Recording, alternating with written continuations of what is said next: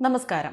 വിവാഹം ചെയ്തയച്ചിട്ടും പ്രണയബന്ധത്തിൽ നിന്ന് പിന്മാറാതിരുന്ന 17-കാരിയെ അച്ഛൻ കൊലപ്പെടുത്തി മൃതദേഹം കത്തിച്ചു. ബാംഗ്ലൂർ കോലാറിലെ മുളബാഗിലുള്ള മുസ്തൂരു ഗ്രാമത്തിൽ കഴിഞ്ഞ മെയിൽ നടന്ന സംഭവം ഇപ്പോഴാണ് പുറം ലോകം അറിയുന്നത്.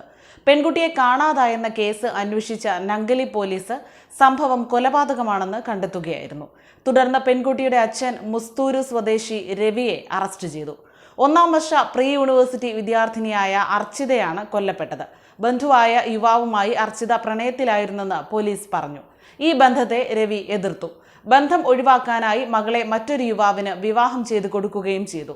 പക്ഷേ മകൾ ഭർതൃവീട്ടിൽ നിൽക്കാൻ കൂട്ടാക്കിയില്ല.